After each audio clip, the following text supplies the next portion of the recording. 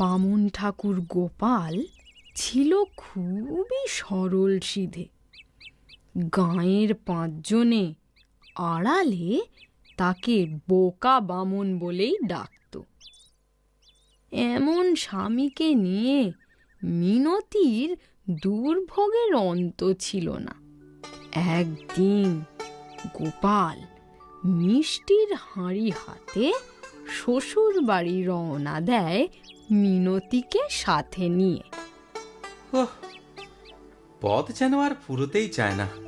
হাঁটছি তো হাঁটছি। এই তো এসে গেছি। ওই দূরে আমাদের গা দেখা যাচ্ছে। লম্বা লম্বা পায়ে আরো কিছুটা পথ চলো, দেখবে দূরটা কাছে এসে গেছে। যতটুকুন পা ততটুকুনি তো লম্বা হবে নাকি? কি যে কথা বলো না, শুনলে আমার গেল গেল গেল গেল সব গেল।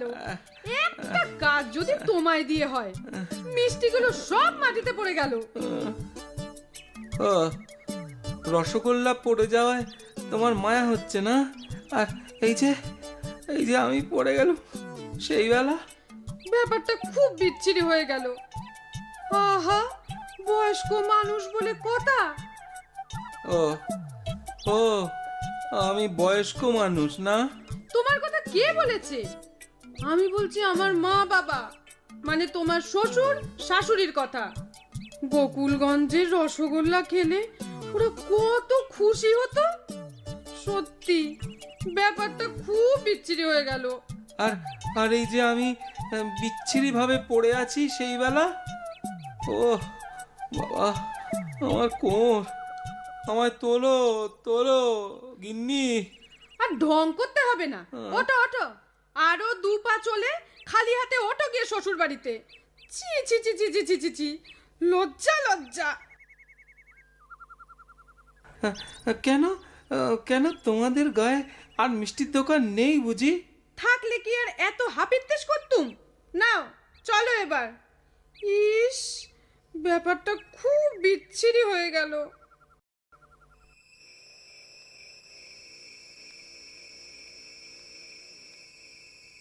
তোমায় আরো একটু তরকারি দেই বাবা? না না, থাক থাক, আমার খুব লজ্জা করছে মা। কিসের লজ্জা?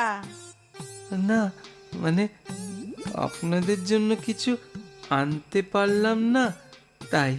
সে তুমি কি করবে বলো? ইচ্ছে করে তো আর আচার খাওনি। ঠিক বলেছেন মা, আপনার মতো মিনতিও যদি আমায় একটু বুঝতো। কেন?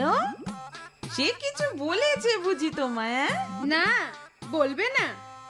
এক হাড়ি মিষ্টি পথে গড়াগড়ি খেলো। কত আশা করে নিয়ে আসছিলুম, কানার মতো চলে দিন দুপুরে আচার খেলো। সত্যি ব্যাপারটা কিন্তু বড় বিচ্ছিরি হয়ে গেল। মা, আপনিও এ কথা বলছেন? আমি তো তোমার কথা ভেবে বলছি বাবা। তোমার লাগেনি তো?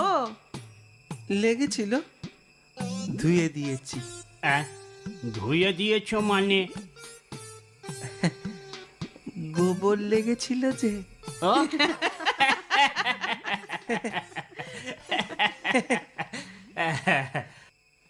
দেখো দেখো জামাই বাবা, তুমি মিষ্টি নিয়ে আসতে পারোনি, তার জন্য আমি কোনো কষ্ট পাইনি।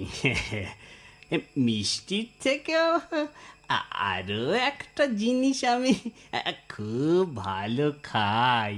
কি জিনিস বাবা? আমার মাথা। মাথা নয়, কচি পাঁঠা।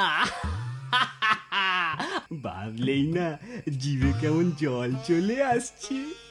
ঠিক আছে বাবা, পরের বার মিনতিকে যখন নিতে আসব সাথে করে একটা কচি পাতা নিয়ে আসব। তা যে কোনো গাছের পাতা আনলে হবে বাবা?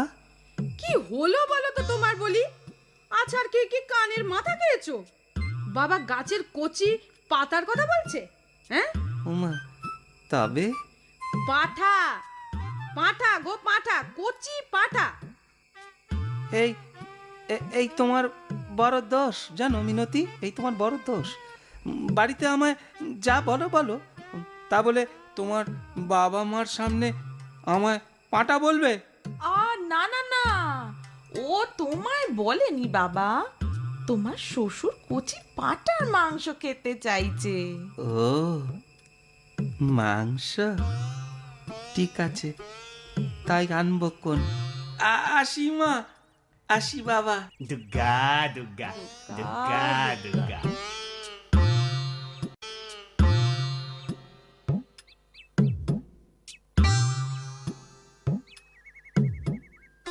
আসার সময় কচি পাটা আনতে ভুলো না কিন্তু, তাহলে ব্যাপারটা খুব বিচ্ছিরি হয়ে যাবে বলে দিচ্ছি।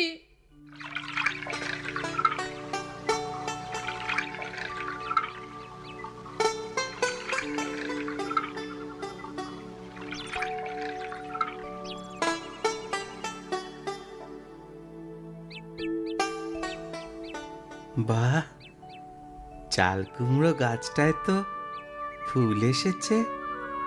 গিন্নি ঘরে ফিরতে ফিরতে ঘরের চালে নিশ্চয়ই অনেক নধর পানা চাল কুমড়ো হবে। এর মাঝে একটা কচি পাঁঠার বন্দোবস্ত করতে হবে।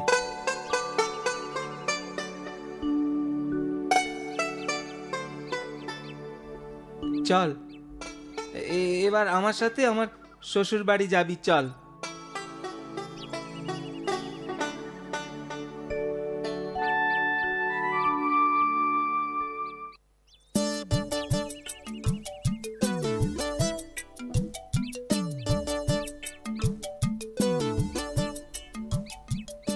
কিরে, দাঁড়িয়ে পড়ছিস যে? আহা, কি যন্ত্রণা বলতো, এ যে আসতেই চায় না। ঠিক আছে ঠিক আছে, তোকে আমি ঘাড়ে নিয়ে পথ চলবো। কথা যখন দিয়েছি, কথা তো আমাকে রাখতেই হবে, না হলে গিন্নি আমায় আস্ত রাখবে ভেবেছিস?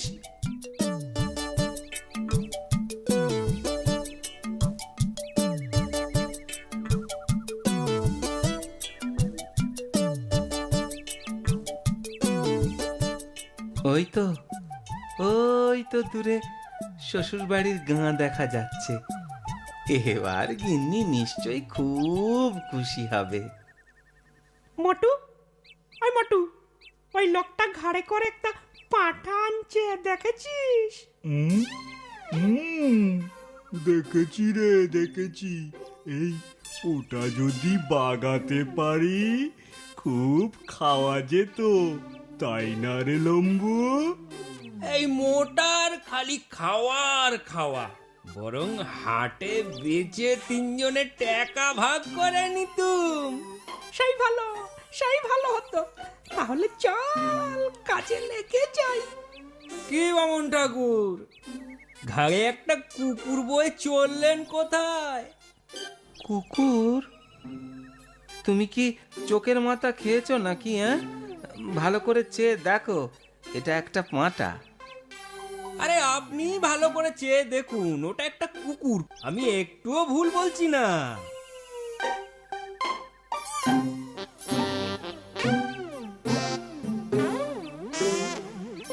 এই, তুমি নিজের রাস্তা দেখো তো বাবু। ঠিক আছে, আমি যা দেখলুম তাই বললুম, এবার মানেন না মানেন ওটা আপনার ব্যাপার।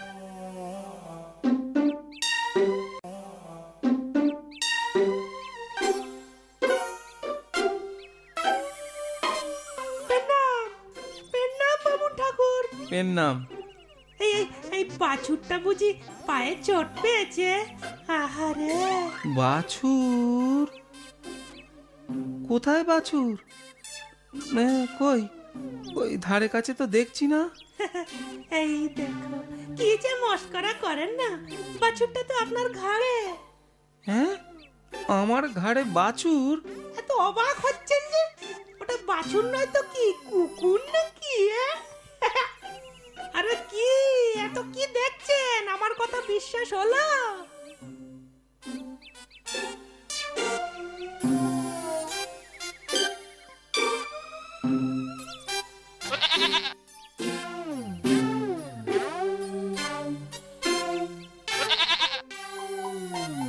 কি শুনলে? হ্যাঁ, শুনলুম। বাছুরের ডাক কি যন্ত্রণা! তোমার দেখি চোখ কান দুটোই গেছে। পাঁটার ডাক চেনো না? আরে চিনবো না কেন, কিন্তু আপনি যদি বাছুরকে পাঁটা বলেন তাহলে আমার মানতে হবে। আর তুমি যদি পাঁটাকে বাছুর বলো, আমায় আমায় তা মানতে হবে বুঝি? আরে বাবা, যা দেখছি শুনছি সত্যিটাই তো আপনাকে বললুম। মানুন না মানুন আপনার ব্যাপার, আমি যাই আমার কাজে। হ্যাঁ হ্যাঁ হ্যাঁ, দয়া করে তাই যাও, যত সব। এ মা, দেখে তো আপনাকে বামুন বলেই মনে হচ্ছে। হ্যাঁ, তা ঠিকই ধরেছ। ছি ছি, বামুন হয়ে আপনি একটা শুয়োর কাঁধে বয়ে বেড়াচ্ছেন। কি বললে? শুয়োর? হ্যাঁ, আরে শুয়োর না হোক মানে মানে বাচ্চা শুয়োর তো বটেই। হ্যাঁ, বাচ্চা শুয়োর? হ্যাঁ,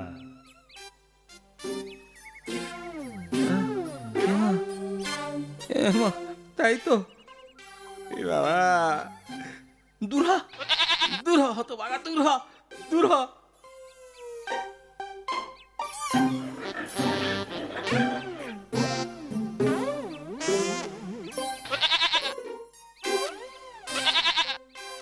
তুমি আমায় খুব বাঁচালে ভাই, ধন্যবাদ ভাই।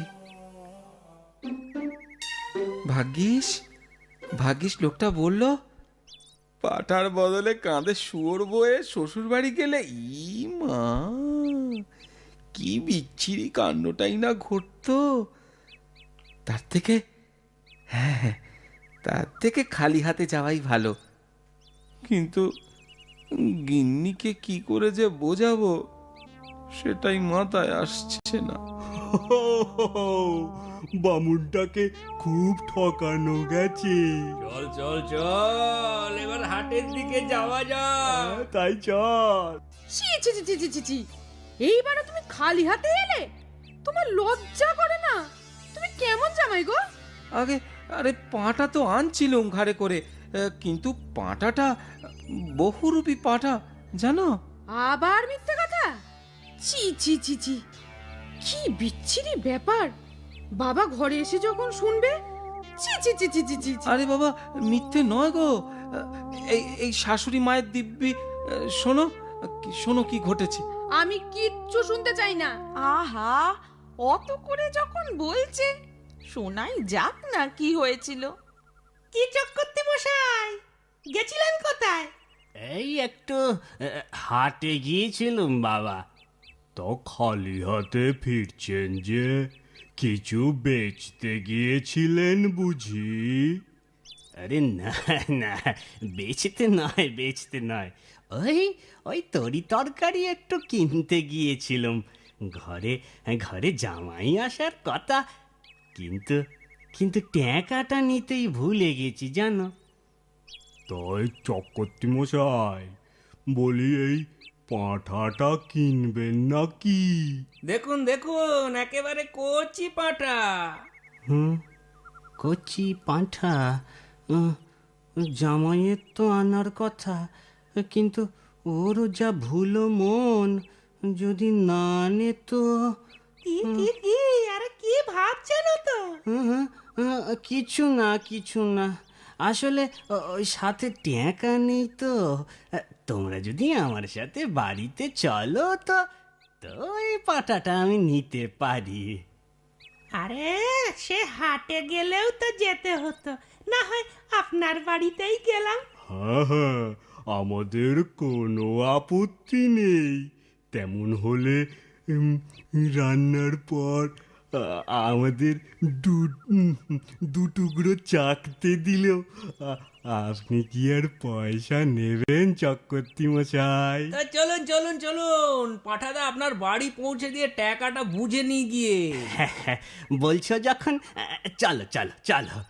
হ্যাঁ, ওইদিকে আবার জামাই মনে হয় এতক্ষণে এসে পড়েছে। বুঝলি মিনতি, ওই তিন ঠগ মনে হয় আমাদের গাঁয়েরই। ওকে অচেনা পেয়ে ঠকিয়েছে। দূর, অচেনা পেয়ে নয় মা, বোকা পেয়ে ঠকিয়েছে বলো? কেন নিজের চোখ নেই যে অন্যের কথায় নাচতে হবে? আমি না এখনো সেই পাঁটাটার ডাক শুনতে পাচ্ছি। শুধু তুমি নয়, আমরাও শুনছি। এ দেখি তো। মিনতি, ও মিনতি, এই দেখ কচি পাঁটা। আরে আরে আরে, ওই তো জামাই। আরে এটা তো আমারই আনা সেই পাঁটাটাই। আরে আরে, ওই তো ওরা তিনজন। এই যে দেখছি সেই পোকা মামুনটা রে। পালা পালা এর দাম নিয়ে কাজ নেই। আমি তো কিছুই বুঝতে পারছি না, এটা কি হলো?